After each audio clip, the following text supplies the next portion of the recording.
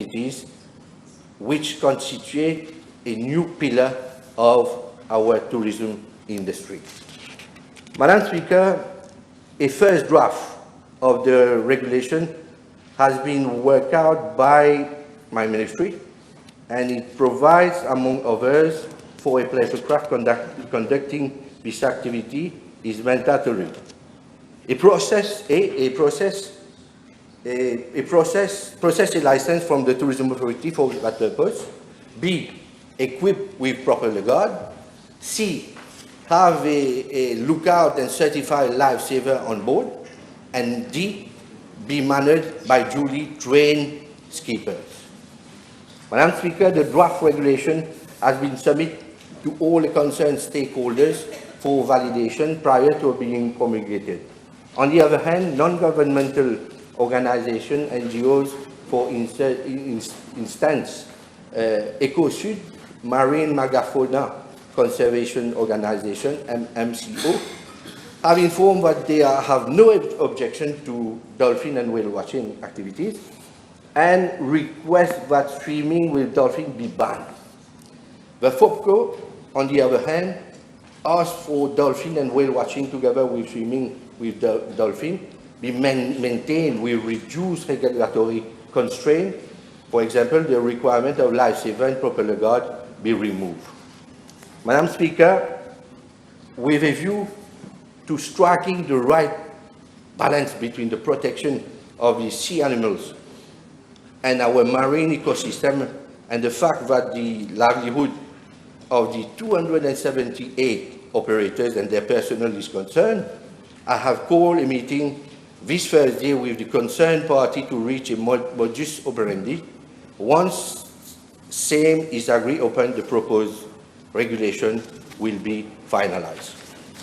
Thank you, Minister. Yes, Mr. Babaji. Okay. Now, Honourable Fourth Member for Portrush North. Thank you. B986. Madam Speaker, at the very outset, let me inform the House that our students of grade 1 to grade 9 have unjustly suffered a lot, year in and year out, because they used to receive a few of their prescribed textbooks very late during the academic year, sometimes even during the second semester. When I assume office as minister, I look into the main causes of the tardy supply of these textbooks by selected bidders in order to remedy the problem. I found that there were only two main local printers who were monopolizing the printing of these textbooks. The main reason why these two were able to do so was simply because the specification for the inside papers being 90 grams mat for procuring these textbooks. Earlier during this year, I openly denounced such obscure practices which were blatantly encouraged by the previous regime. Who were the main victims? Our helpless kids. They suffered unjustly as they were denied timely delivery of their textbooks. With a view to addressing this issue, more printers are henceforth encouraged to participate in the textbook bidding exercises. Henceforth, my ministry, in consultation with the MIE, revised the paper requirement from 90 grams to minimum 80 grams mat. With regards to part A of the question, I am tabling a copy of the bidding document for the particular procurement exercise. Bids were launched by my ministry on 19th of June 2025 through open national bidding for the provision of textbooks to secondary school, mainstream student and educator in respect of grades 7 to 9 for academic year 2026. I am informed that according to the bidding document, the delivery time for textbooks shall be within 60 days as from the date of issue of letter of acceptance. Moreover, the successful bidder is required to provide a maquette of the textbook to the MIE to ensure that same meets the requirements and specifications of my ministry. In regard to part B of the question, I'm informed that there were technically 4 responsive bidders. Madam Speaker, with regard to part C of the question, I'm tabling the list of bidders together with the corresponding contract prices for each lot. I am informed that all the conditions mentioned in the bidding document have been fully adhered to, except for the delivery period and strike-off process prior to bulk printing in relation to Lot 4. Notwithstanding the recommendations of the Bid Evaluation Committee, and Departmental Bid Committee, the Senior Chief Executive of my ministry provided an extension in delivery period of around 2 weeks for Lot 4. Madam Speaker, I'm informed by the procurement section of my ministry that all bidders who have been awarded contract for printing of textbooks for both primary and secondary schools have until the end of November 2025 at latest to deliver their respective lots of textbooks. Except unforeseen circumstances beyond my ministry's control, all textbooks are expected, hopefully, to be distributed to all schools on time prior to the start of the academic year 2026, so that our students can resume their studies in all serenity. Thank you. Thank you, Minister. Yes. Mr. Minister, you're talking about millions of rupees of textbooks, procurement of textbook. Is it normal that, with respect to Lot 4, as stated by the Minister, is it normal that a contract has been awarded whilst two critical conditions as per the bidding document, that is the delivery time and the prior submission of a maquette to ensure quality, has been foregone, and who has taken the decision, therefore, to forego of these two critical conditions contrary to the bidding document? I said it in my answer, in the main answer, but definitely, as you're mentioning, I think an investigation in that sense will take place. The Minister, there is, I am sure he has received it as well, a letter, an anonymous letter, that has alleged that there has been meetings prior to the award of the contract for Lot 4 between Senior Chief Executive of his ministry and a non-responsive bidder at the time, and that there has been allegedly modifications made to the minutes. There have been provisos being added, backdated, and following that meeting, an award was given, and in respect of which, again, conditions which were critical to the bidding document had been foregone. In light of this, is the Minister now going? Yes, this is an anonymous On letter. a point of order.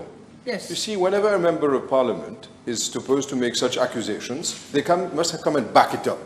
Because very often I see that they have a loose tongue, whereby they can pronounce whatever they want, slur anyone, throw in accusations, but they have nothing to back it up. And I'm saying that I'm taking a point of order, because unless and until this member can back up what he's saying, not his word, back up with a document or someone who said so, then he can come. Otherwise, she should. Let me reply. Let me put your point of order. Yes. This is too much. Honourable member. More than happy to table the said letter. No. I will. I undertake to do so. I undertake to do so. I do not have it with me now. If you'll give me 10 minutes, I will table it. No, you But the didn't. question remains. Honourable member, you didn't let me deal with the point of order. First of all, the Minister raised a point of order. Secondly, I didn't have the time. By the time you said it, I'd started talking. You said anonymous letter. So even if you table it, it's an anonymous letter. Let me rephrase my question, but it is to be noted that whistleblowing is encouraged in the House. Now, You can't both stand up. Sit down. and there is no, He's raising. he has.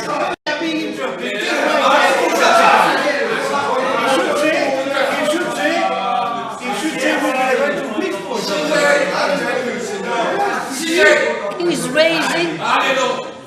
Speaker, I take note that he is not insisting on the question. However, while he was putting his question, he's rephrasing it, he made some serious averments that he should withdraw first and then continue. Okay. Yes. But Madam Speaker, let me ask the question differently. Is the Minister, but on which standing order, Madam Speaker, what standing order has the Honourable Shakil Mohammed raised? What standing order? He's simply making a speech. I am asking a question. He has made a point, I will rephrase. Can I ask my question now? First of all, Can I ask my question? you don't let me reply. If nobody will let me talk, we will sit here and wait. It's so obvious, even Honourable Minister, please.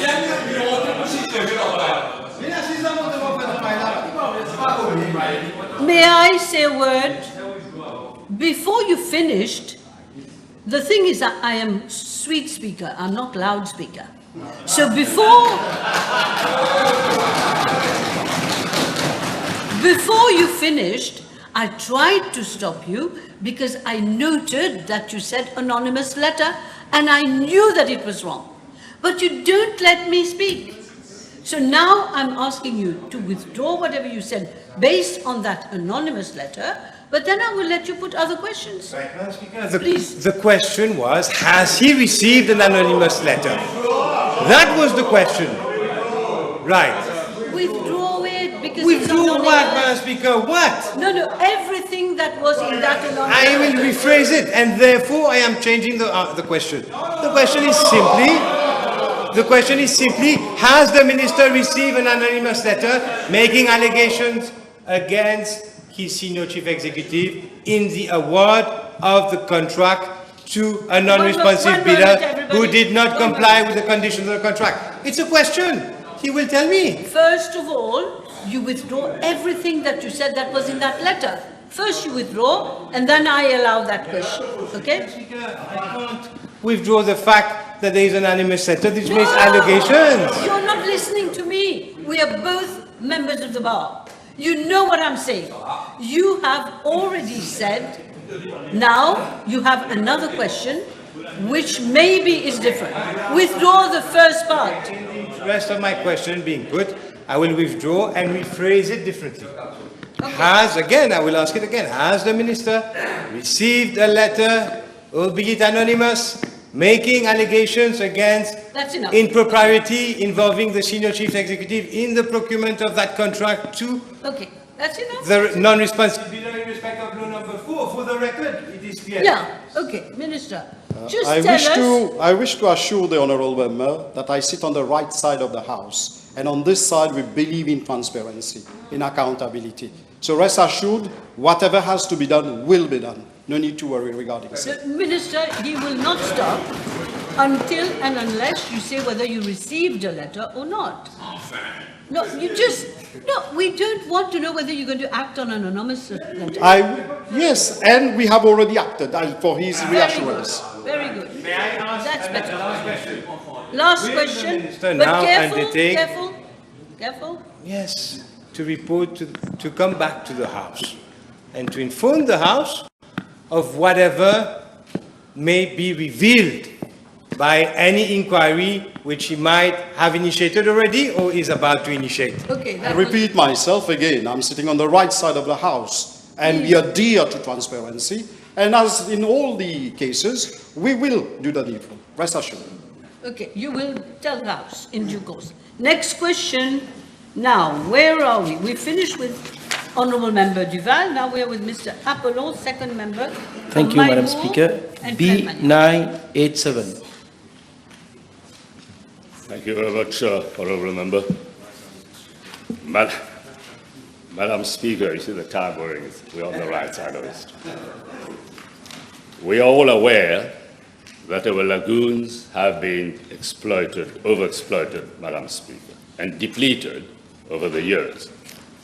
The previous government had gone far against sustainable fisheries by issuing a substantial number of fishermen cards.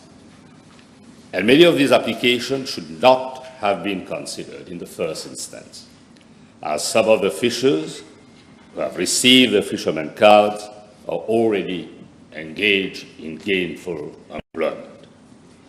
My ministry is receiving daily representations to the effect that fishermen cards have been distributed in an ad hoc manner, without strict adherence to the prescribed criteria and proper verification process.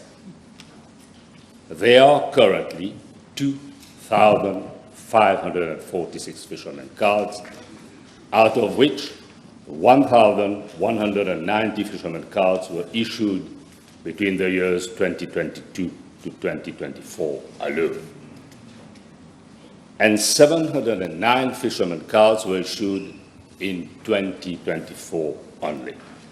So much so, 1 week prior to the issue of the writ of elections, that is on the 28th September 2024, 416 fishermen cards were issued by the previous government. Madam Speaker, with regard to fishermen cards, I wish to inform the House that there is a total of 1,512 applications which have been made at the level of the Ministry. As regard whether these 1,512 pending applications would be determined and issued, I must emphasize that utmost care and caution need to be exercised prior to taking a decision. There is a need for a sensitive and balancing exercise to be carried out to ensure that traditional fishermen earn a decent living. We, as a committed and responsible government, have a duty to protect the traditional fishers who have earned a living out of fishing activities for generations. Moreover, we have a moral duty towards our future generation to protect our lagoon and our natural resources. Hence, in order to ensure surveillance of our lagoons and to allow a fish stock to rejuvenate, strict control on this issue of fishermen card is warranted. Merci, Monsieur Yes. le ministre. Comme nous savons tous, à la veille des élections de novembre 24, les Fishermen Cards étaient distribués sans contrôle et sans respecter les critères pour l'obtention de ces cartes. Et maintenant, c'est ce gouvernement qui est en train de mettre de l'ordre. Le ministre peut nous dire si l'ordre de faire cet exercice illégal émane des officiers des fisheries ou l'ordre venait d'en haut. Et si c'est le cas, est-ce que le ministre pense une enquête approfondie pour faire la lumière sur toute cette affaire? I take on board the comments and advice tendered by my good friend. We are going to put order in the House. But first, there is a call for the proper verification exercise, which is ongoing, notwithstanding that there are, if I remember research right, that there are 256 cases, right, which are being 286 fisher cards which have not been stamped, and therefore appropriate and corrective measure will be taken to redress the situation. Yes, that's okay. Mr. Apollo, yes, Ms. Dawiarou, third member. Thank you, Madam Fabien Speaker. Desanguy. B988. Madame la Présidente, la CWA m'informe que les communes de Plaisance, Camp-le-Vieux et Trèfle sont actuellement alimentées par le réservoir Stanley. La CWA m'informe également qu'au cours des 6 derniers mois, 69 réclamations ont été enregistrées pour Plaisance, 231 pour Camp-le-Vieux et 230 pour Trèfle. Ces réclamations concernent principalement des coupures d'eau, des fuites et des tuyaux rompus. En ce qui concerne la partie A de la question, Madame la Présidente, pour Plaisance, le seul mois de mai 2025 a enregistré 48 plaintes, soit 70% du total, ce qui indique un pic inhabituel et ponctuel de problèmes de service. À partir de juin, donc le mois juste après mai, le nombre de plaintes a chuté de façon spectaculaire et resté constamment bas, avec une moyenne de 4 plaintes par mois. Camp-le-Vieux, en ce qui concerne la région de Camp-le-Vieux, les plaintes mensuelles varient de 17 à 58, avec une moyenne d'environ 39 plaintes par mois, indiquant, il faut bien le dire, des difficultés opérationnelles régulières et des contraintes de réseau. Quant à Trèfle, la région de Trèfle, les plaintes mensuelles ont affiché une tendance à la hausse constante à Trèfle, passant de 14 en mai à un pic de 96 en octobre, donc le mois dernier, 2025. Madame la Présidente, concernant la partie B de la question, la CWA m'informe que le réseau de distribution d'environ 6,4 km desservant ces régions est constitué de tuyaux en amiante ciment, en amiante, et de canalisations en polyéthylène haute tension, communément appelée canalisation tuyau de type bambou.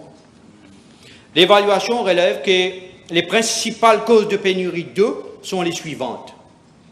Quantité d'eau insuffisante pour répondre à la demande dans la région, gestion incohérente du fonctionnement des vannes, celles qui ouvrent les vannes sont de façon incohérente, rupture de tuyaux de communication et fuite isolée au sein du réseau de distribution locale.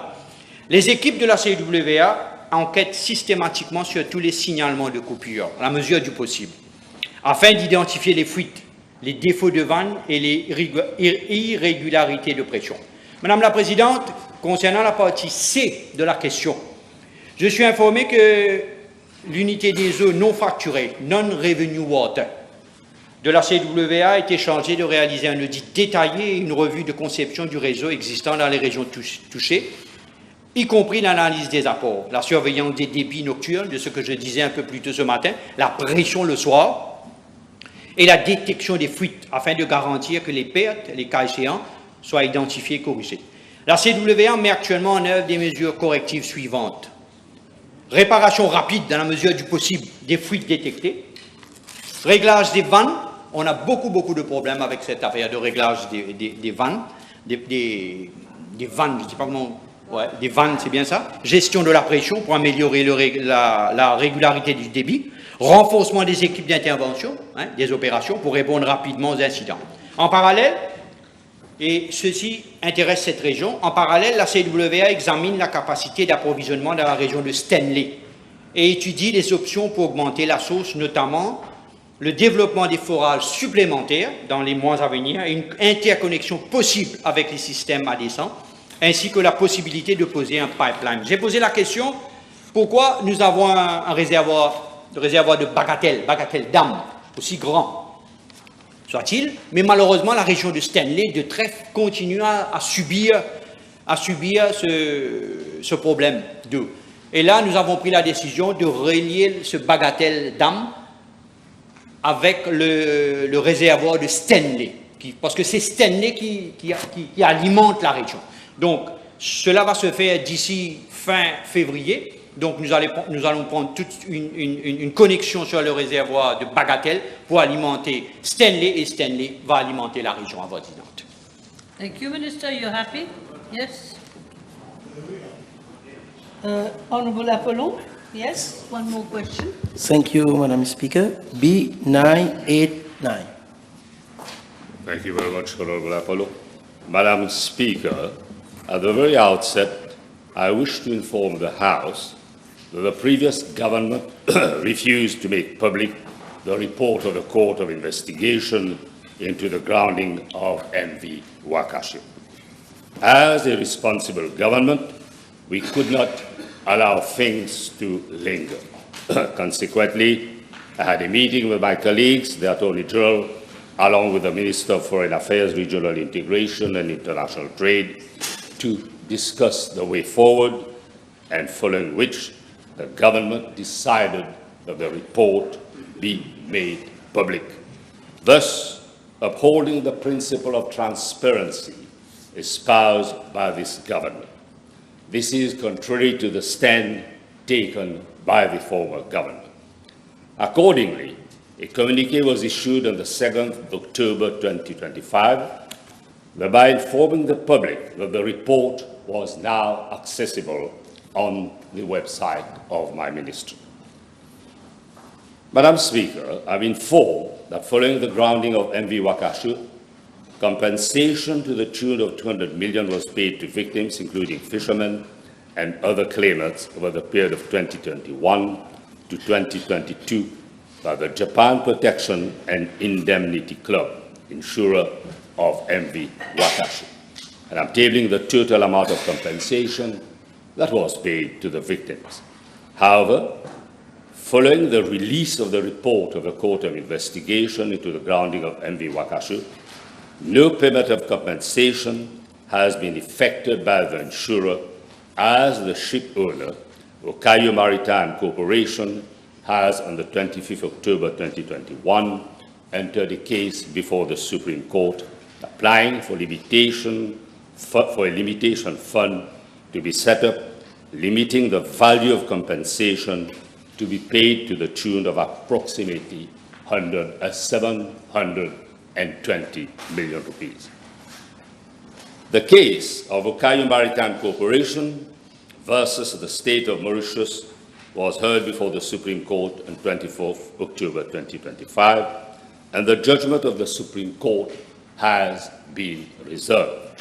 Moreover, the Attorney General's office is in the process of finalizing a mise en demeure for civil action in relation to compensation for all expenses and claims of the government of Mauritius against all parties for oil pollution damage. On the other hand, Madam Speaker, I'm informed by the Director of Public Prosecution that the Commissioner of Police has been requested to initiate an inquiry into alleged act of negligence which may have been committed by officers of National Coast Guard. The Commissioner of Police has informed my ministry that matter has been referred to the Central Criminal Investigation Department and inquiry is ongoing. Yes, Mr. Apollon. Thank you very much. The government, as we can know, there's many NGOs and citizens that also initiate legal action. If the government will support these NGOs in their legal action? Yeah. In fact, Denton has lodged a case on behalf of the NGOs, and we are working very closely with Denton. We are comparing notes, and you can rest assured believe no stone unturned in relation to compensation that should be paid to the victims. Yes. Thank you, Madam the Speaker. Would the Honourable Minister also state whether the mise en demeure that the government, that the Attorney General Office is envisaging to serve on the company that caused those damages would include all the damages that was caused to the shores of Mauritius, including the parties involved? I cannot give an exact reply, although this question should have been addressed to our good friend, the Attorney General. But as I've said, you can rest assured no stone will be left unturned. Okay, next question, please. The Honourable Second Member for Vieux-Grand-Port, Mr. Seaburn. Thank you, Madam the Speaker. Is question B9 990. 990, please. Thank you, Madam Speaker. I'd like to thank the Honourable Member for this very important question, which has led to some confusion in the minds not only of the then government, but of the situation between occupiers of those particular plots of land. At one point in time, wrongfully and unlawfully, certain plots of land which were on pas géométrique, specifically ex-CHA houses on pas géométrique and some other building site leases on pas géométrique were sold by the government of Mauritius in breach of the State Lands Act and the Pas Géométrique Act. Yes. And now we end up with a situation where all those people who live on Pas Géométrique, ex-CHA and building site leases are in fact people who were given those plots of land in moments of difficulty, strife, people who socially needed social protection and could not afford a home, had their homes and their abode destroyed in cyclones and bad weather, and needed government support. And many, many years ago, this was what was done. Now, what has happened is that through some blunder, part of those plots of land were sold, and then all of a sudden, when they realized that there is now a blunder that has been committed, they said, okay, hold on.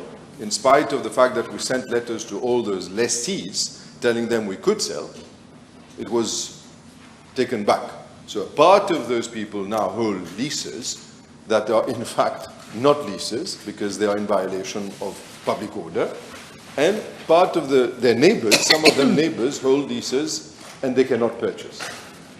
So being given that at this stage there is no restriction of sale of land in respect of building site leases for residential purposes other than those falling within the page géométrique, and taking into account that your question relates specifically to the sale of coastal state land, I am going to respond therefore as to, following this introduction, as to what action is being taken by my ministry to look into this problematic situation.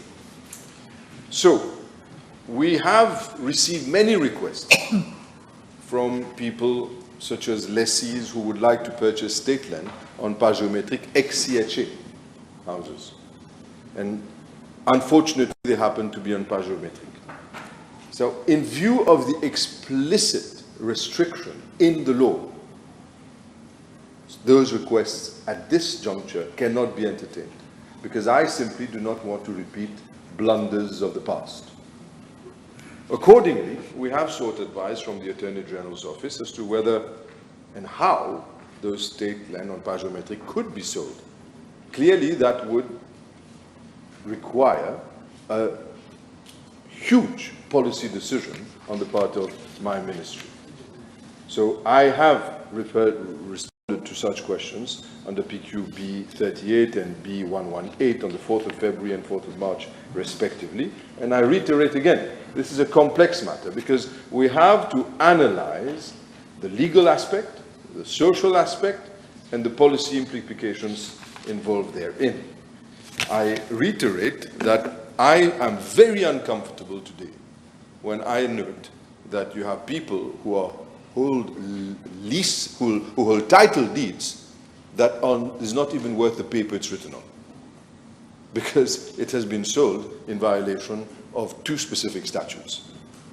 And what shocks me even more is that those documents were registered as title deeds. So the blunder started somewhere and continued at different echelons.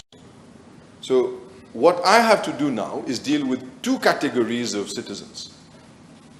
In many cases, and I will say that because one gentleman living in Pointe-Sable, I recall, came to see me, and you have spoken to me, and members of parliament have spoken to me. One from Pointe-Sable came to see me, and he is a sick person. His neighbor, the property has been sold, albeit that the title deed does not really represent much. And it's been resold and registered again. God knows how. So now he wants to understand, why is it that they are given the right to buy, whereas I cannot? And I'm a sick man, and before I depart this world, I'd like to transmit something to my children. So this is precisely the difficult situation we're in. So I have the difficult task together with colleagues of government in finding a solution to this, and we will find a solution. We will bring justice, and obviously, like very often, we are called upon to clear and clean the mess left by others. Thank you, sir. Thank you, madam. You're all right? Yes. The Honourable First Member for Port Louis North and Mortagne-Long. Thank you, Madam. Question B991.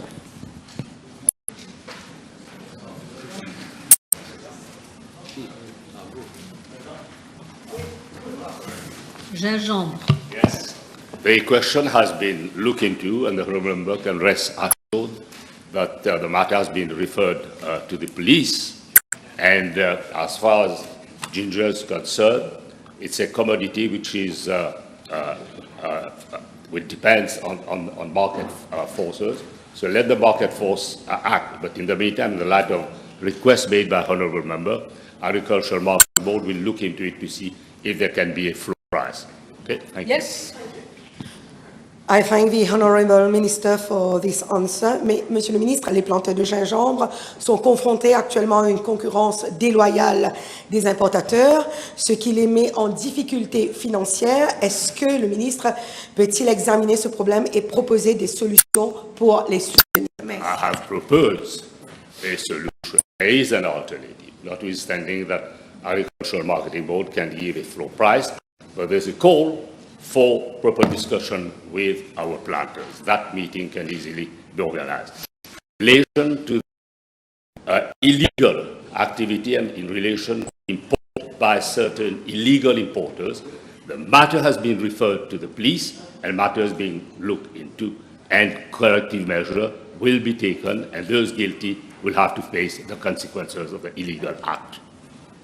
Yes, the Honourable Third Member for Bebas-Saint-Trivia. B992.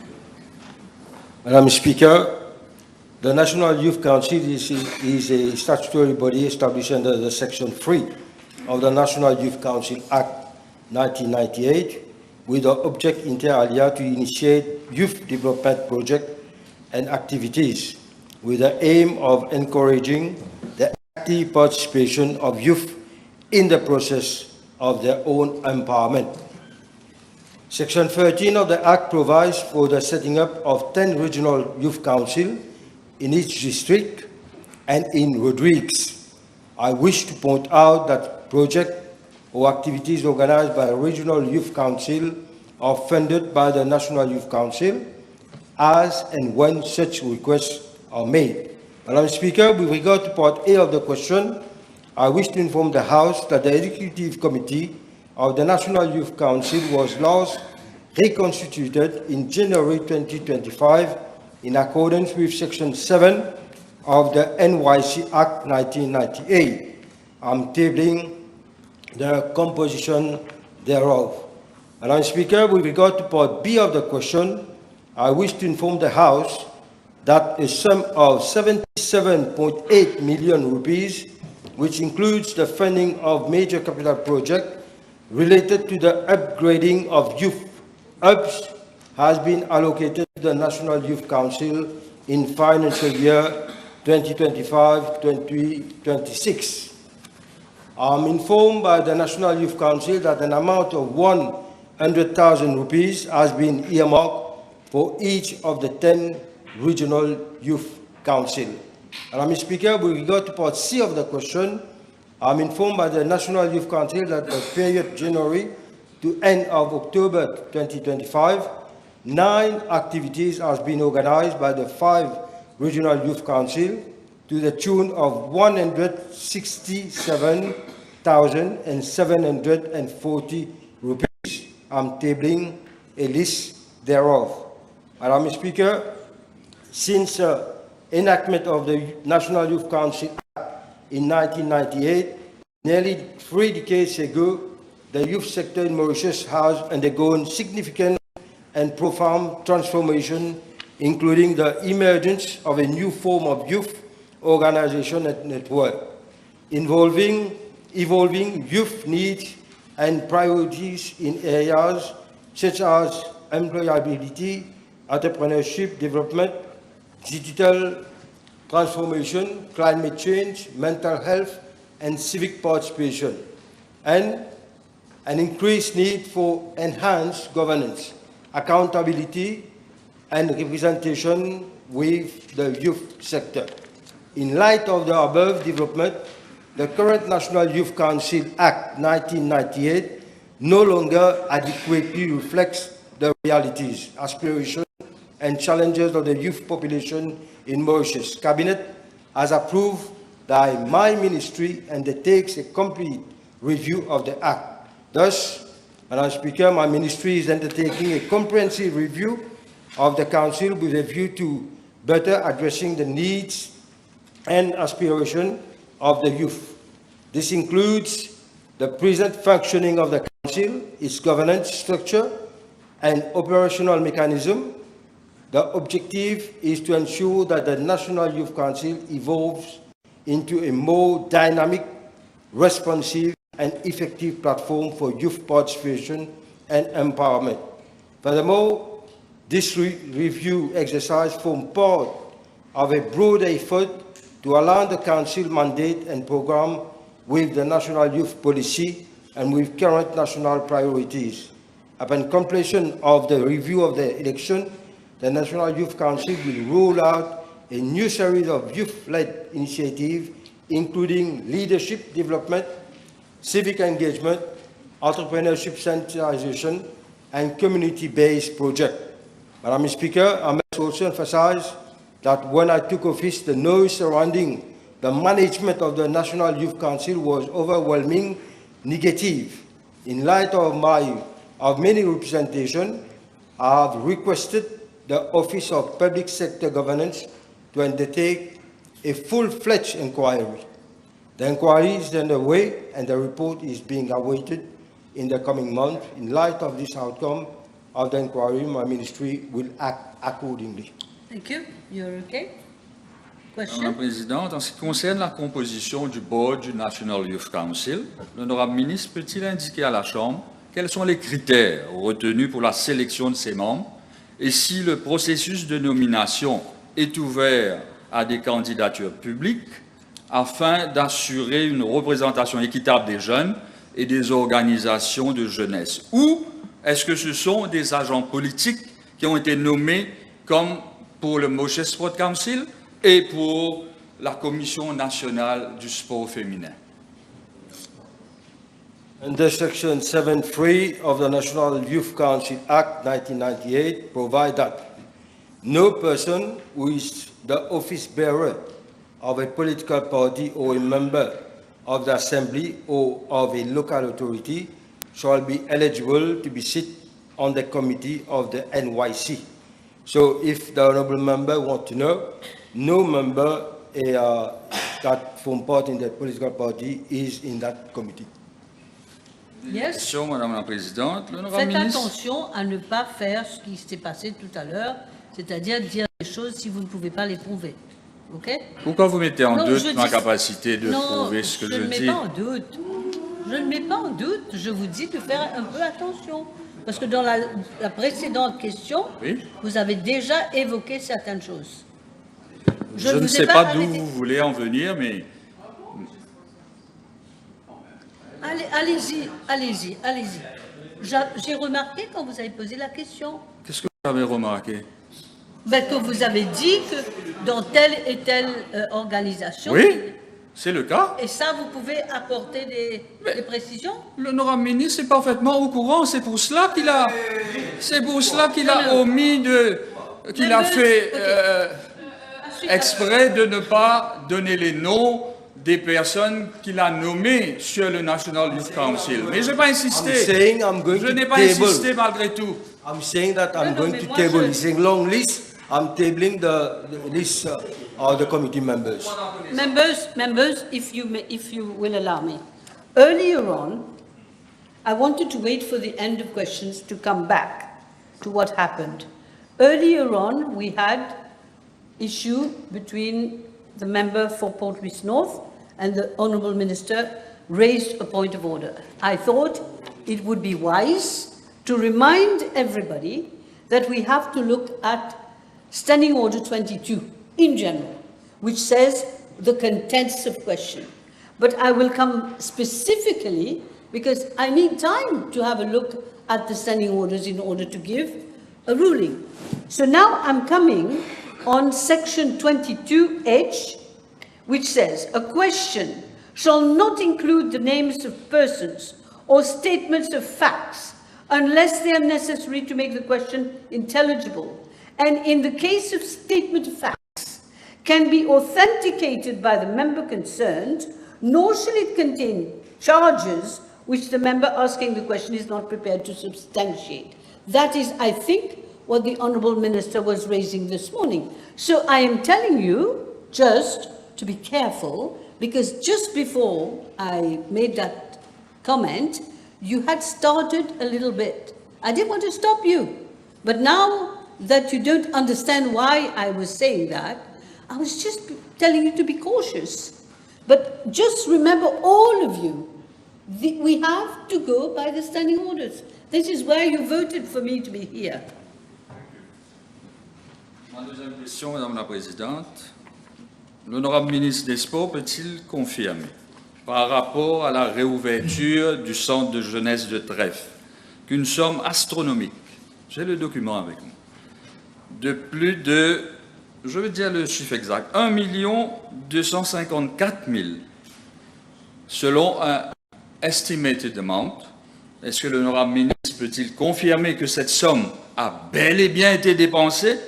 Et si oui, en quoi cela est-il justifiable en cette période de CSA pour la population?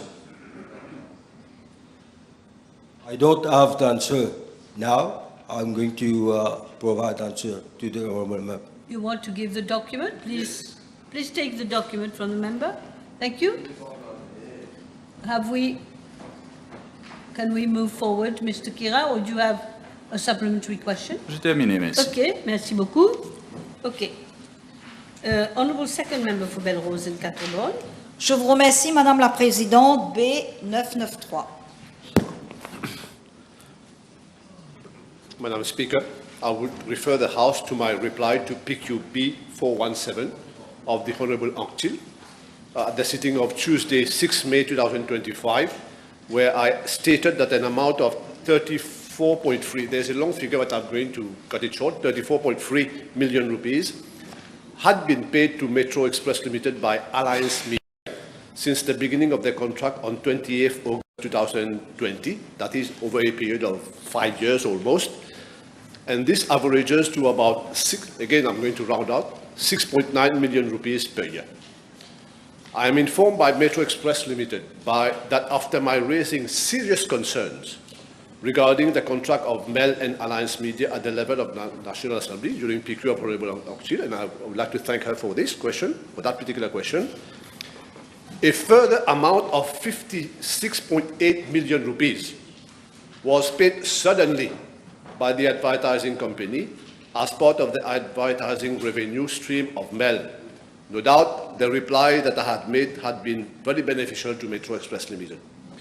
I am further informed that the total amount of 91.04 million has been received by MEL to date, which comprises of a minimum guaranteed payment of 34.3 million for a period up to January 2026, and a variable income share of 56.7 million for the period up to April 2025.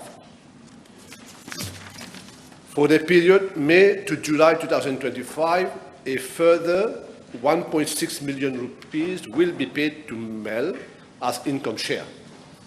The income shares for the month of August, September, and October 2025 are currently being under evaluation.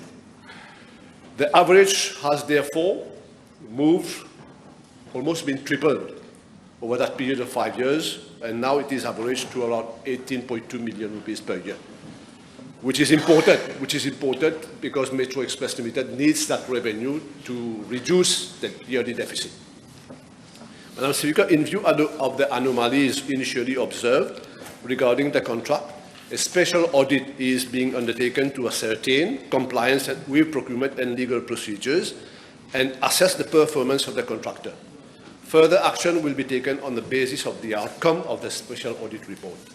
In this respect, I must point out that MEL has recently appointed its Park and Leisure Manager, Mr. VH, a Marketing and Communication Manager. The latter holds qualification in events and project management. As part of the duties, the latter is expected to manage the advertising contract to optimize advertising revenue stream of the Metro Express Limited. I'm made to understand that Mrs. Bibi, former communication officer at MEL, resigned from the company last month. Yes. Je vous remercie, Madame la Présidente. Le ministre peut-il indiquer à la Chambre que la personne à laquelle il fait référence dans sa réponse a effectivement été élue sous la bannière MSM lors des élections municipales à Vakwa en 2015?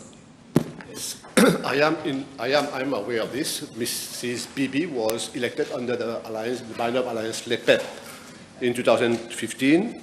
She was subsequently recruited as Public Relations Officer of Larsen & Toubro during the construction of the Metro line to liaise with people facing difficulties during construction.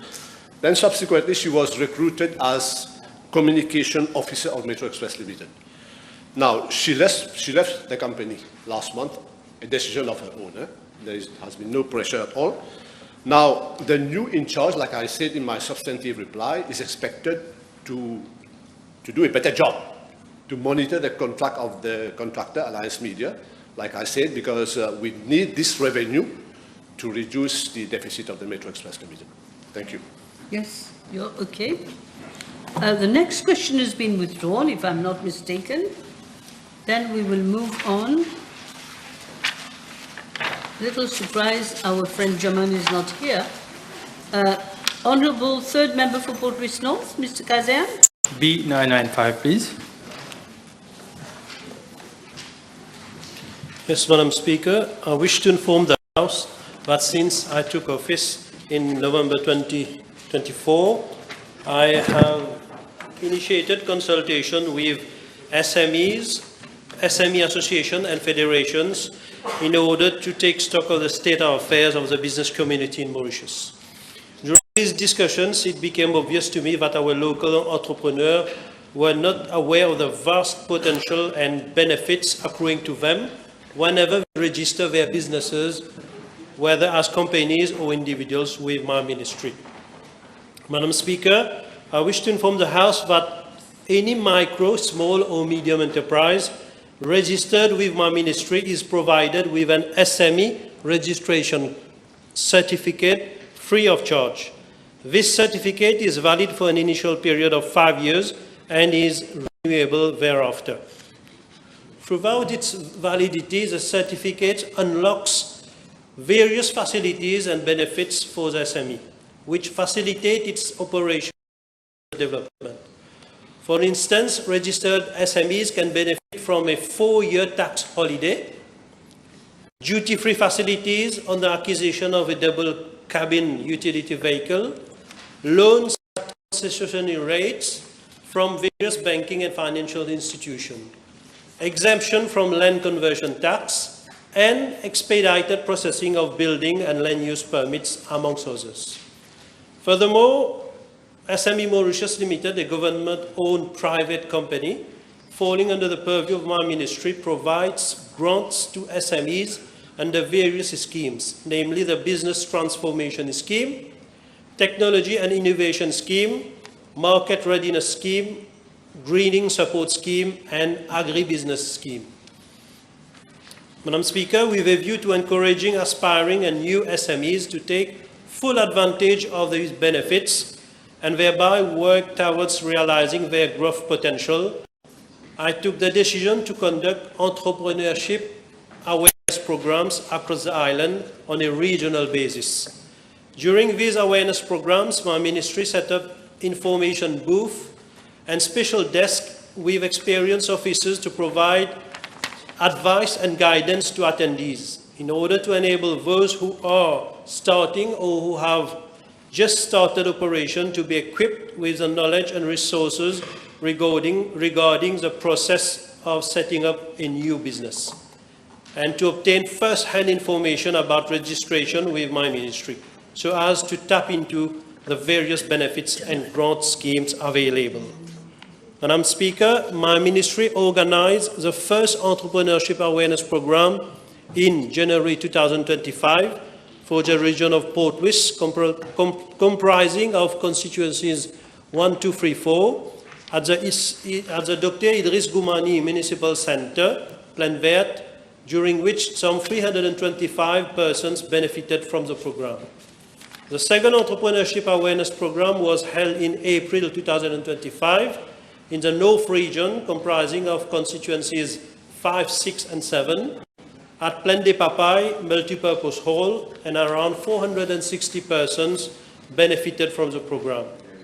A third awareness program was held in June 2025 in the southern region, comprising constituencies 11, 12, 13, and part of 14 at Hushi Hall, Plaine Magnan, involving around 450 persons benefiting from the program, and a fourth one was held in August 2025 for the central region, comprising constituencies 18, 19, 20, and at the Salle des Fêtes Plaza Rosil, where some 350 persons benefited from the program. Madam Speaker, with around 1,600 aspiring entrepreneurs having benefited from the entrepreneurship awareness programs, these sensitization campaigns are already bearing fruit and giving new impetus to the entrepreneurial culture in Mauritius. Madam Speaker, I wish to further inform the House that the next entrepreneurship awareness program will be conducted for the Eastern region and in Rodrigues, and we expect that over 500 persons will benefit from the programs. Thank you. Thank you. No supplementary? Yes.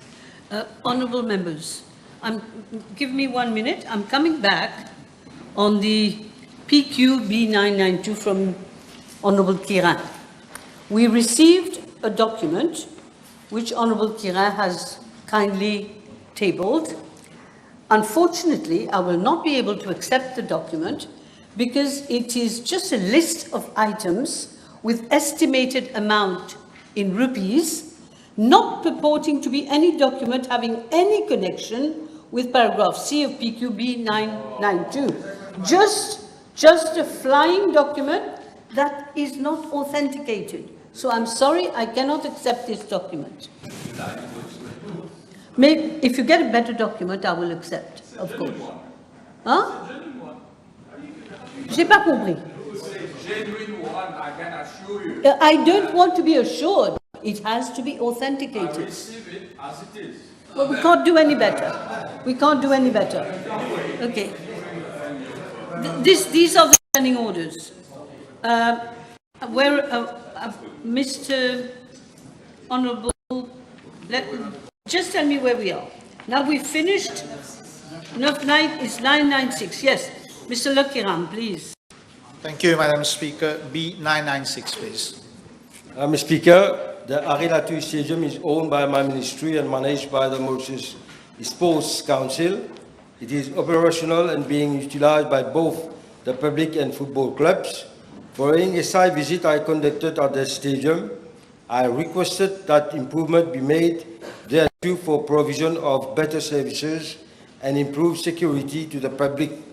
These include installation of 3 metal gates, construction of a new septic tank, replacement of defective floodlights, and raising of a section of the boundary walls. I'm informed by the MSC that these 3 metal gates have already been installed. A contract has already been awarded for the construction of a new septic tank. Practical handing over of site is being carried out today, 11 November 2025, and the works are expected to start by next week. The duration of the work will be 60 days. Surveys are being carried out for the replacement of defective floodlight and the raising of the boundary wall. Thereafter, scope of work will be prepared and bids will be launched accordingly. Yes. Everyone's happy? The Honourable Second Member for Quartier Militaire. Thank you, Madam Speaker. Question B997, please. Thank you, Madam Speaker. Madam Speaker, I wish to inform the House that for the period 2019 to June 2025, a total of 42 applications for occupation orders and 3 applications for tenancy orders were made. Out of these, 7 occupation orders were issued and no tenancy order was granted. The Protection from Domestic Violence Act was first enacted in 1997 to protect spouses from acts of domestic violence. It has since been amended in 2004, 2007, 2011, and 2016 so as to extend protection to persons living under the same roof, broaden the definition of domestic violence, and strengthen penalties. Originally, the Act provided for occupation and tenancy orders under sections 4 and 5, and these were subsequently amended in 2011 through sections 4A and 4B. Such applications are made before the District Court, and both types of orders may be applied for, together with a protection order, or separately where the safety or housing of the victim is at risk. Madam Speaker, as to the reasons why such orders are not issued, I wish to inform the House that this matter is being examined in the context of the ongoing review of the legal framework on domestic abuse. The new Domestic Abuse Bill aims at strengthening protection and support for victims and enhancing the effectiveness of the justice system. The bill is currently being drafted at the level of the Attorney General's office, and the issue of occupation and tenancy orders will be considered as part of this legislative reform. I am informed that the commissioning of a study is not envisaged at this stage. I understand also that the draft bill will be communicated to my ministry by next week. Yes, Ms. Danu? Thank you for that question. Makes 3 for today. Thank you. 998 has been withdrawn, so now we have Honourable First Member for Portrush North. Question B 999.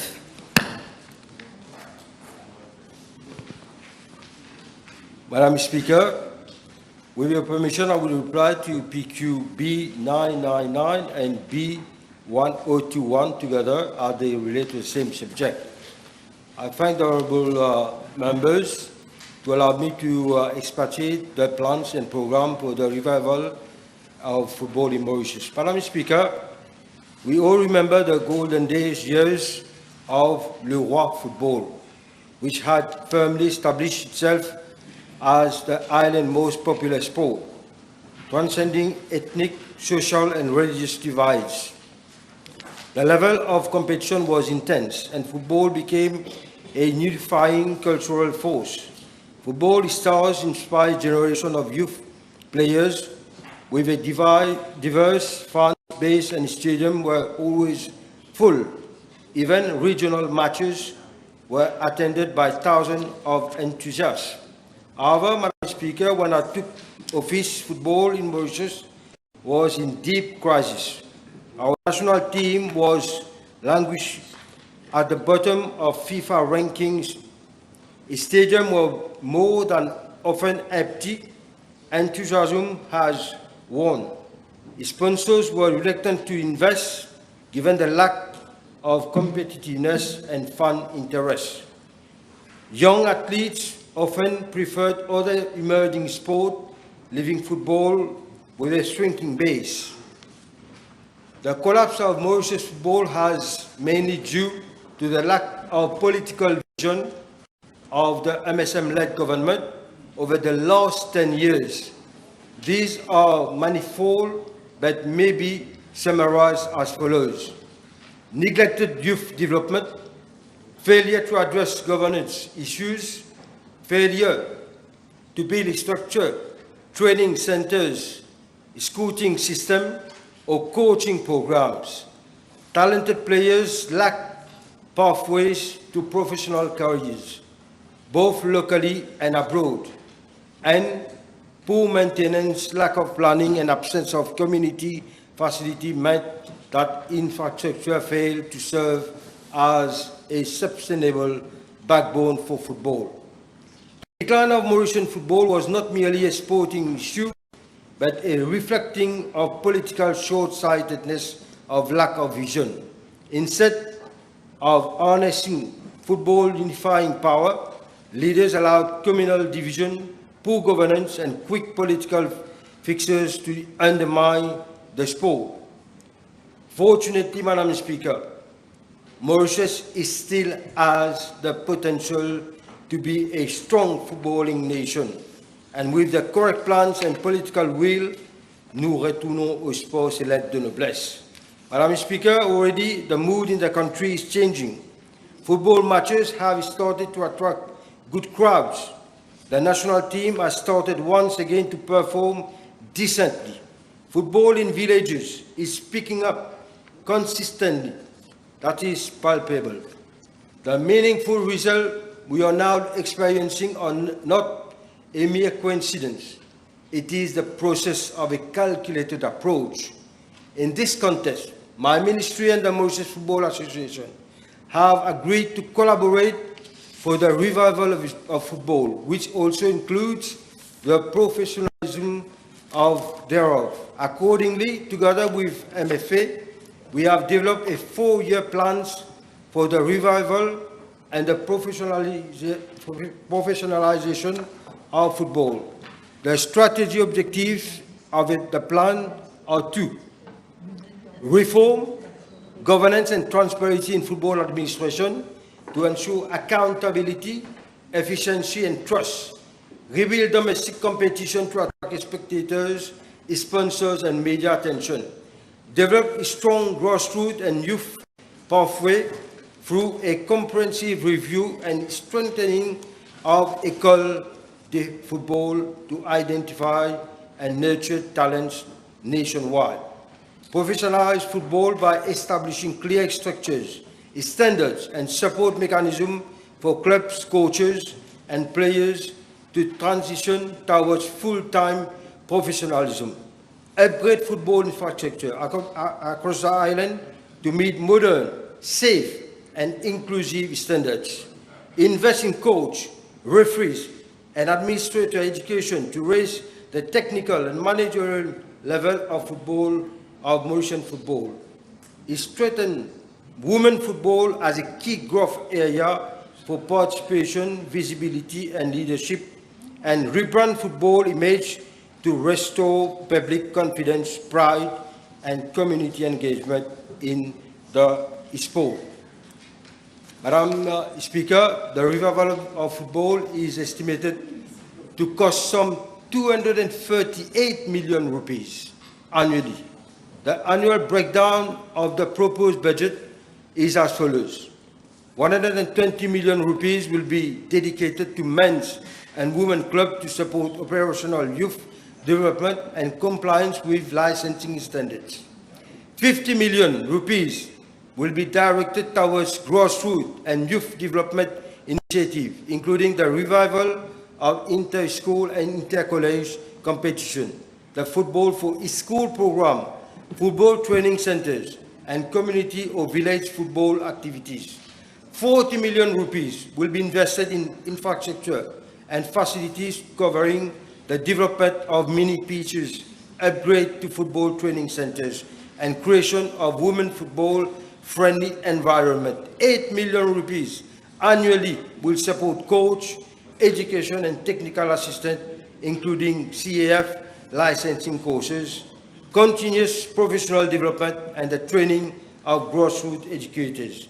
10 million rupees will be allocated to enhance facilities, establish national league and facilitate international participation in respect of beach soccer and futsal, and 10 million rupees will be earmarked for sports science and high performance program to strengthen fitness, medical and performance analysis support unit. Madam Speaker, the MFA will contribute financially through co-investment in projects funded by FIFA Forward, CAF, grants and sponsorship, with dedicated allocation earmarked for clubs licensing, youth leagues and national team participation. Government will also participate in this initiative. In collaboration with FIFA Forward and related international assistance program, priority will also be given to the development of new AstroTurf pitches. These facilities will serve to modernize regional football infrastructure, provide year-round, all-weather training and competition surfaces, and support grassroots, youth, women football, futsal and community football activities. According to MFA, $50,000 is available for grassroots football development in primary schools. The MFA has also indicated that FIFA funding is also available for 10 synthetic surfaces. Additionally, the MFA has received 1,000 balls donated by FIFA for the Football of Schools project. Madam Speaker, on the technical side, my ministry and the MFA will act as the lead agencies for planning and coordinating the project for the revival of football, overseeing grassroots, youth, women, football, futsal and beach soccer program. It will also be responsible for implementing coach education and referee and technical assistance. Thank you, Madam Speaker. Yes, yes. You both have the right to speak. Yeah. Merci, Madame. Lors de la conférence de presse du ministre datant du 2 octobre dernier, un programme de détection pour les U15 à U18 a été évoqué. Or, quand on voit la carrière des grandes vedettes, ils ont commencé bien plus tôt même à l'école primaire. L'honorable ministre peut-il nous dire qu'est-ce qui sera fait à ce sujet? Merci.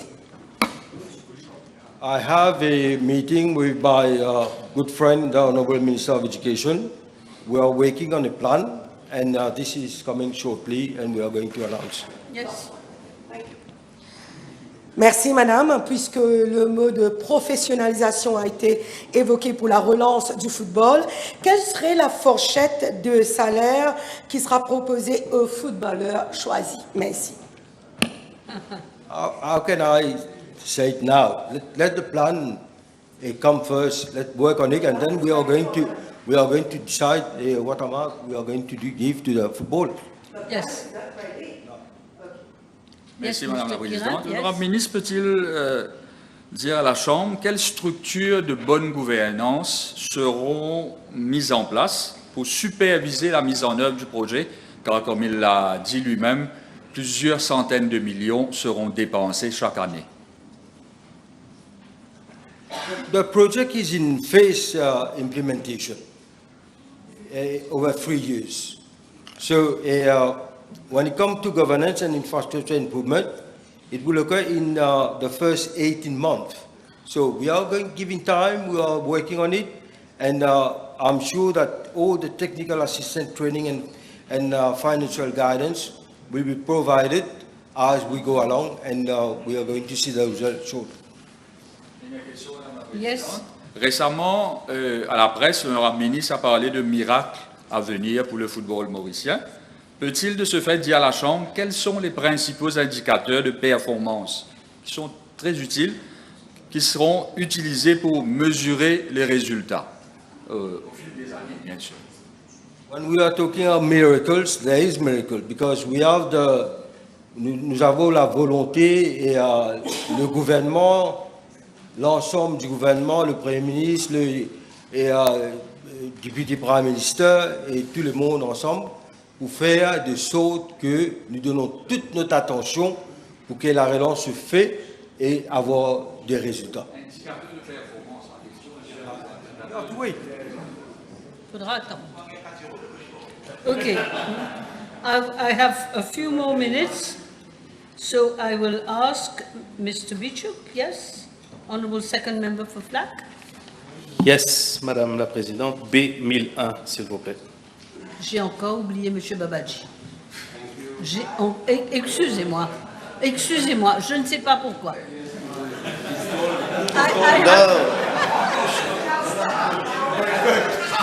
You need to raise your head. B1000.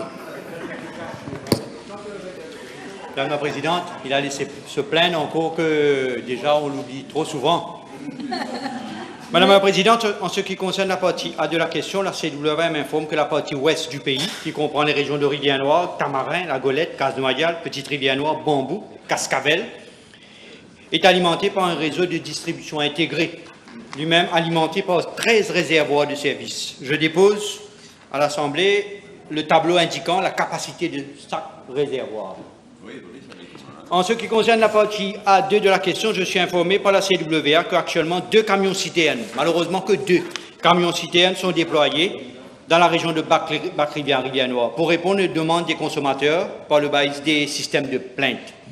Ces 2 camions-citernes, quoique insuffisants, je l'admets, fonctionnent selon un calendrier prioritaire garantissant une intervention rapide dans les zones vulnérables, les zones de basse pression et les ménages subissant des interruptions prolongées. Par ailleurs, la CWA a lancé un appel à manifestation d'intérêt pour louer des camions-citernes supplémentaires, je l'ai dit ce matin encore, pour l'ensemble de l'île afin de renforcer sa flotte existante pendant la saison de stress.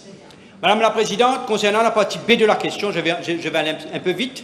J'ai été informé que la CWA entreprend actuellement des actions correctives suivantes pour améliorer l'approvisionnement. Tout d'abord, une station de traitement d'eau a été installée à Bossonge pour traiter 2000 m3 par jour pour la région de Bossonge, Cascavel.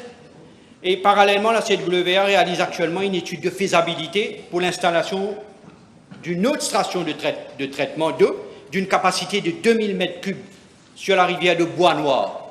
L'objectif est d'accroître la production d'eau destinée aux réservoirs de bois puant, améliorant ainsi l'approvisionnement de Cotorafin. Deuxièmement, la CWA a l'intention de moderniser la pompe, monter en puissance pour cette pompe, pour qu'elle puisse pomper de l'eau de la rivière Béducap afin d'accroître le volume et la fiabilité de la prise d'eau à la rivière de Béducap. Nous faisons aussi, il faudra dire, Madame la Présidente, la CWA continuera par ailleurs d'identifier des emplacements stratégiques pour les forages. Il y a déjà, on a foré déjà à l'arrière de UBP, à Bambou, et ce forage sera mis en service la semaine prochaine afin d'accroître la mobilisation de ressources. Dernière petite chose, Madame la Présidente, je suis heureux d'informer la Chambre que la Central Procurement Board a enfin donné son accord final, l'autorisation finale pour la rivière des Anguilles-Dames. Rivière des Anguilles-Dames, l'appel d'offres. Donc, on a reçu l'approbation finale. Donc, le lancement d'appel d'offres est prévu pour quelques semaines, donc fin novembre 2025. Le gouvernement MSM va sûrement dire que... Et l'attribution du contrat est prévue pour avril 2026, donc l'année prochaine. Et la construction devrait débuter en août 2026. L'année prochaine, ça va commencer. Et s'achever pour terminer à la veille des élections en août 2029. La construction du barrage contribuera à atténuer la pénurie d'eau dans une grande partie de l'Ouest. Merci, Madame la Présidente. Je vous en prie. So now, Mr. Babaji, you're okay? Mr. Bichuk. Yes. I think it's the last question. Merci, now. Madame. B1001, s'il vous plaît. Thank you, Madam Speaker.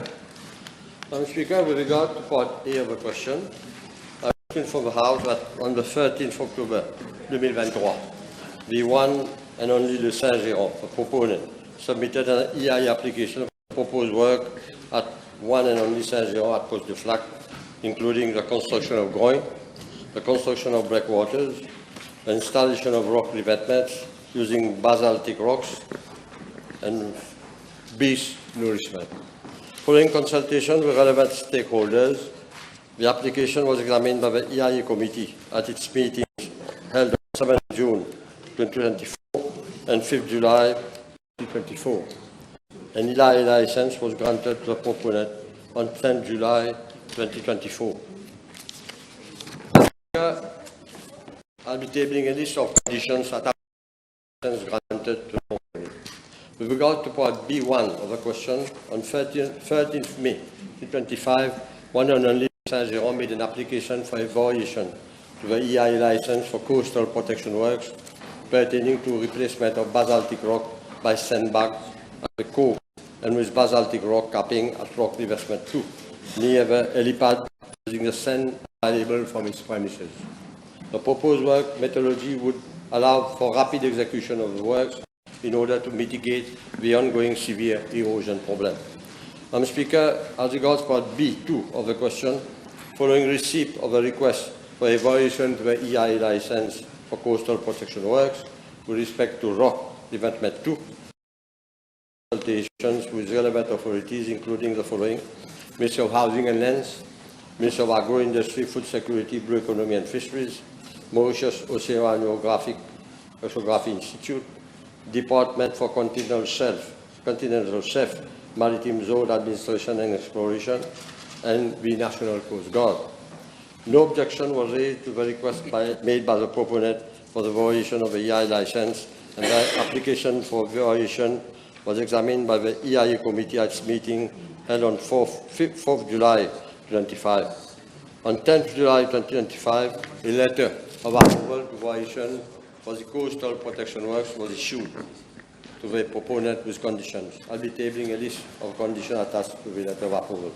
Madam Speaker, as regards compliance and assessment, I wish to inform the House that during implementation of works, Site inspection and monitorings were duly effected by my ministry on 3 occasions, namely on 6 August, 29 September, and 8 October 2025.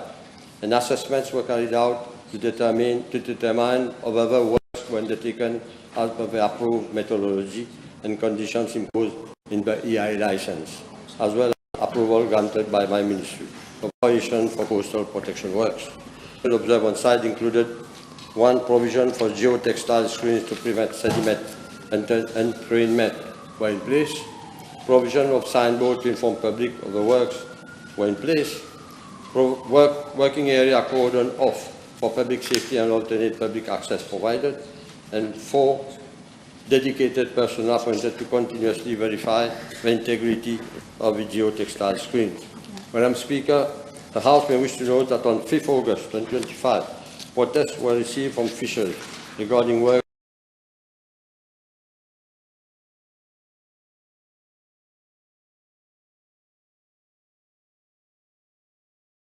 by the proponent, and same was attended by representatives of different ministries, including my ministry.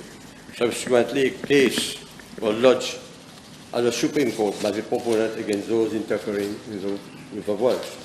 Further to an interlocutory order from the Supreme Court on 10th September 2025, work resumed on 26 September 2025. Madam Speaker, I wish to inform the House that the works were completed on 7th October 2025.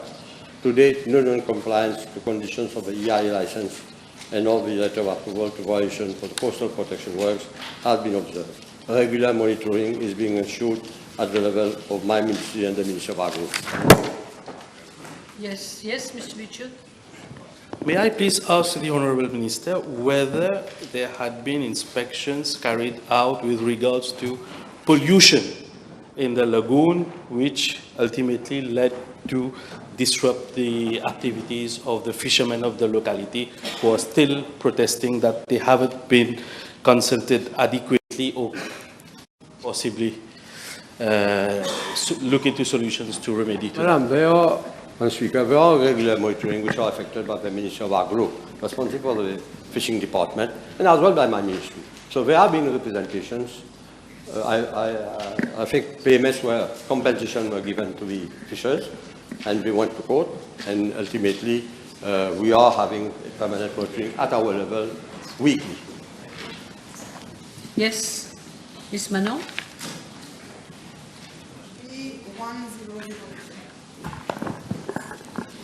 B1002. Thank you. Madam Speaker, at the very outset, I wish to thank the honourable member for this pertinent PQ referring to agriculture. I wish to inform the House that agriculture as a mainstream subject is currently not available in state colleges and is only available in private colleges under the PSEA. However, state colleges as well as private colleges are providing a full-fledged one-year program entitled Introduction to Smart Agriculture within the foundation program in the literacy, numeracy, and skills. The students of the foundation program delve into eco-friendly farming methods such as organic farming, aquaponics, and hydroponics, and develop hands-on skills through practical activities. The elective also addresses the pressing issue of climate change, guiding students to understand its impact on agriculture and how climate-resilient strategies can ensure sustainable food production. Allow me to salute the good work being done in these schools. With regard to Part A of the question, I'm informed that 40 grant-aided schools currently offer agriculture as a mainstream subject. Out of these 40, 28 schools, including 8 from Rodrigues, currently offer agriculture as a mainstream subject up to the school certificate level. The 12 remaining schools currently offer agriculture as a mainstream subject up to grade 9. Madam Speaker, as regards Part B of the question, the annual program for the National Certificate of Education Assessment 2025 does not include agriculture as a compulsory core, optional core, or non-core subject for the said assessment. Private colleges, however, that are authorized by the PSEA to run the subject at grades 7 to 9 conduct their own internal examination at school level. The PSEA has established requirements for the teaching of agriculture in grant-aided private schools as follows. 1. The educators for agriculture should possess a degree in agricultural field. 2. The number of periods allocated weekly for agriculture for grades 7 to 9 is either 1 or 2 periods. 3. The students of grades 7 to 9 are provided with free textbooks. And 4. The teaching facilities should be as per specific norms and standards.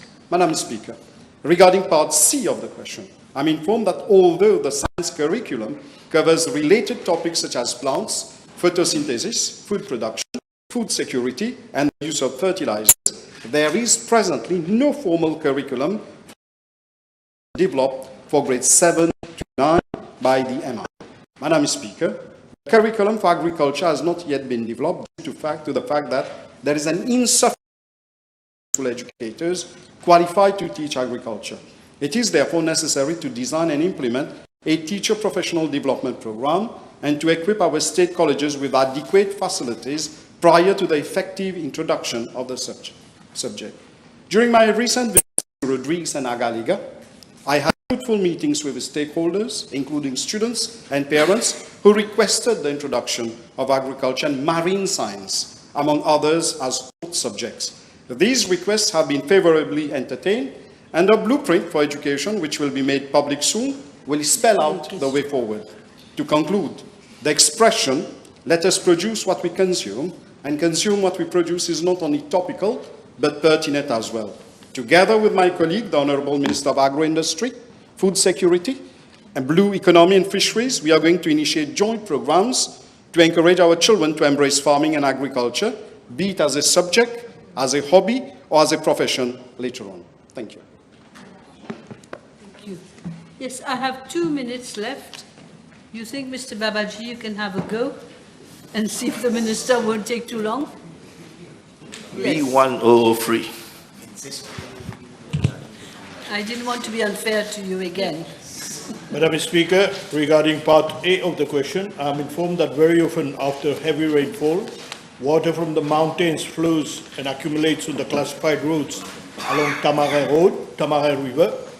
Unfortunately, it would appear that since the loss of life during flooding in the wake of Cyclone Belal, this matter has not been given due consideration or any remedial measure taken.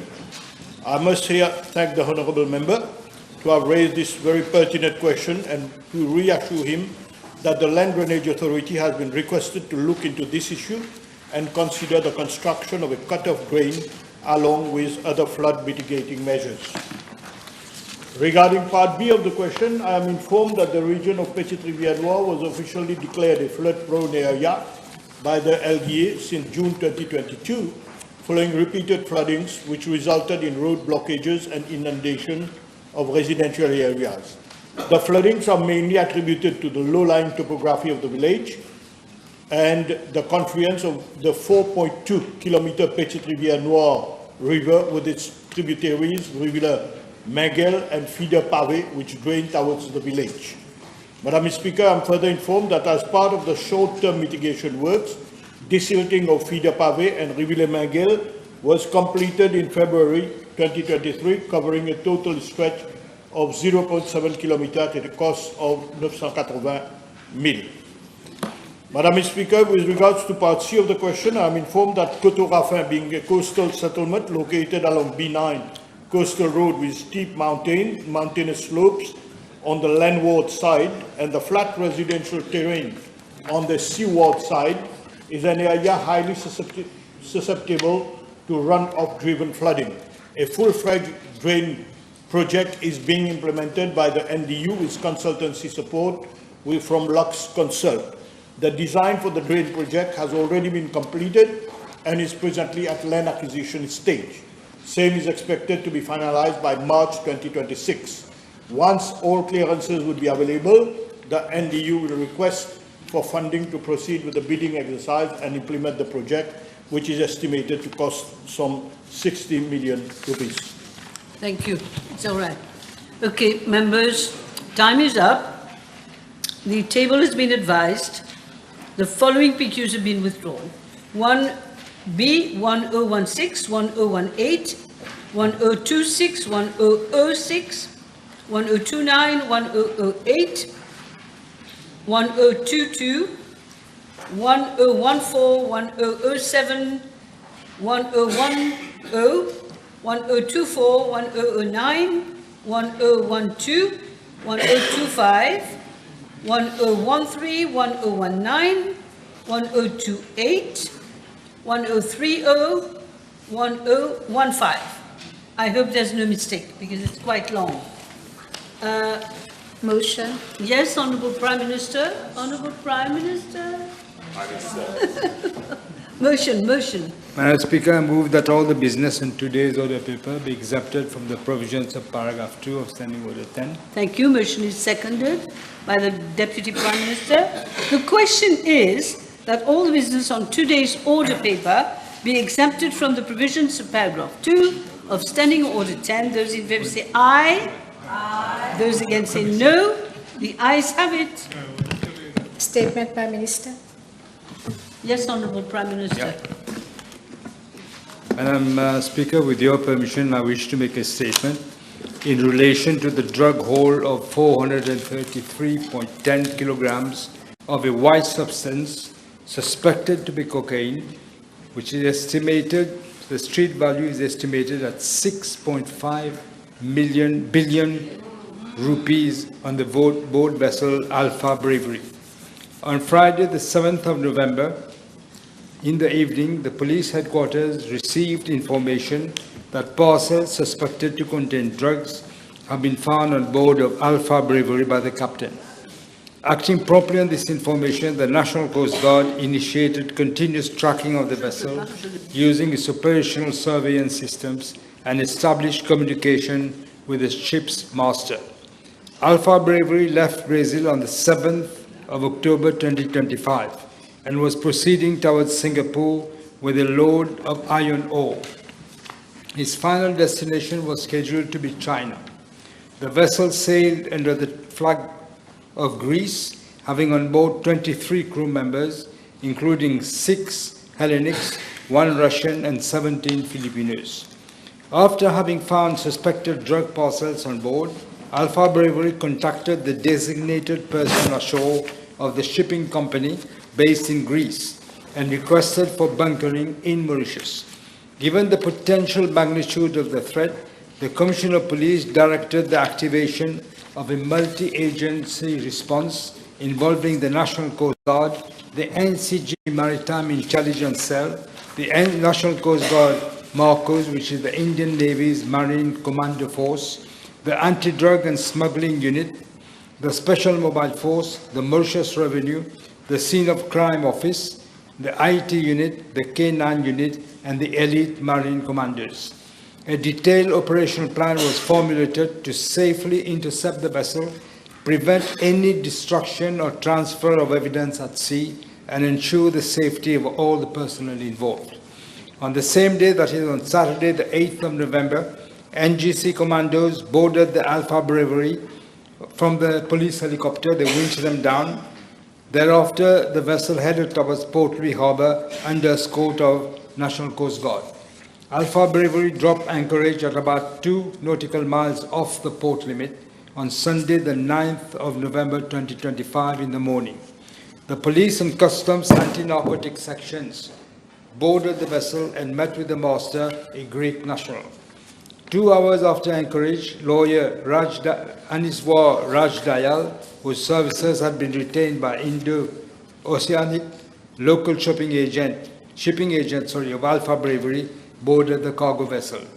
The master of the Alpha Bravery related that he was informed by the chief officer to the effect that on Friday, the 7th of November 2025, whilst the chief engineer was carrying out a routine check in the engine room, he came across 15 suspected abnormal plastic parcels, each secured with a life jacket. The suspected parcels were concealed in the cofferdam of the engine room. The designation person ashore of the shipping company, which is based in Greece, instructed the master to cause the door of the engine room to be welded for security reasons.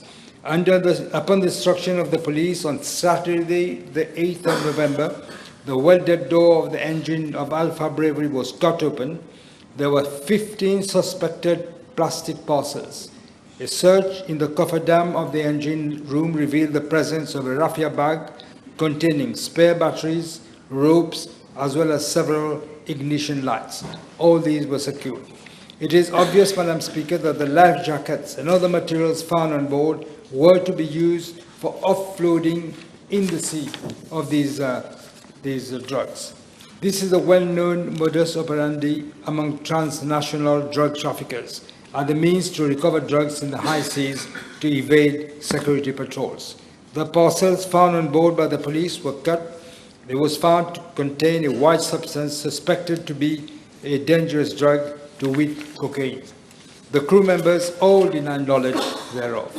DNA swabbing of the parcels were conducted by the police. The police also enlisted the collaboration of other jurisdictions to determine the possible ramifications in this case. Madam Speaker, as I have stated to the House on a number of occasions, the nefarious environment fueled by drugs, drug addiction, drug trafficking, and other drug-related crimes that the previous government has left as legacy is alarming. As stated in the House previously, the previous government failed to act on information it received on the suspicious movement of ships probably transporting illegal substance crossing our waters. At one point in June 2024, there were 2 ships crossing our shores, one headed to Seychelles and the other one heading to Mauritius. The one that went to Seychelles was arraigned by the Seychelles authorities, and 900 kilograms of narcotics was seized on that vessel. However, the ship advancing in our waters was allowed to move freely.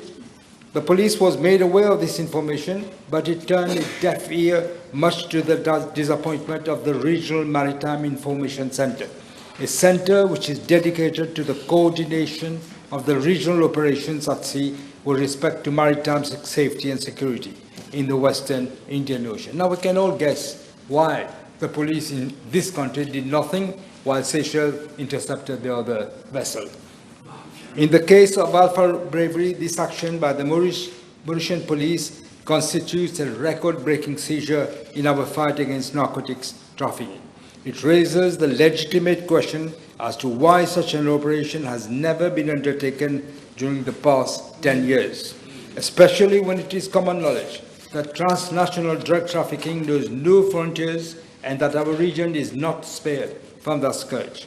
It is known that numerous vessels regularly cross the southern seas with the probability that some are involved in criminal activities carrying drugs across our waters. If we have been unable to effect such a seizure, this is due to the immediate action following receipt of information indicating the presence of a dodgy vessel, possibly with drugs, near our waters.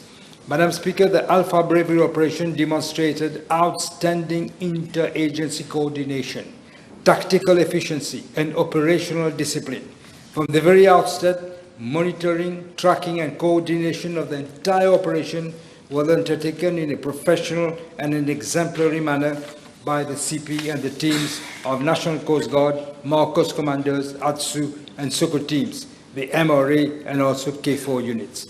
With the support of the Mauritius Port Authority, all contributed to this remarkable success. I wish to express my deepest appreciation to every officer involved in this complex and high-risk operation. Their actions, conducted in full compliance with established standard operating procedures and international maritime law, ensured both the safety of all the personnel and the preservation of crucial evidence. This seizure, which is one of the most significant in the recent times, sends a strong message to international trafficking networks that Mauritius will not tolerate the use of its maritime domain for illicit activities. Our agency will continue to defend our territorial integrity with professionalism, courage, and resolve. I reaffirm, Madam Speaker, the government's steadfast commitment to combating drug trafficking and transnational organized crime. We shall continue to strengthen interagency cooperation, invest in intelligence capabilities, and enhance training and technology to safeguard our people, our economy, and our reputation as the law-abiding nation. The success of Operation MV Alpha Bravery stands as a proud example of what can be achieved when our security forces act with unity, of purpose, guided by integrity, discipline, and patriotism. That is also why, during my official visit to India, I asked for the assistance of India for the control of our now very extensive maritime EEZ. And India, Madam Speaker, has kindly agreed to our request, and we are thankful to India. There should be no doubt as to the unflinching resolve of government to combat drug trafficking. Madame la Présidente, en tant que chef de gouvernement, je voudrais dire haut et fort devant cette auguste Assemblée que nous continuerons à être impitoyables contre la mafia en tout temps. Thank you very much, Honourable Prime Minister. May I suggest that we break now, and then we can come back to the bills? Thank you.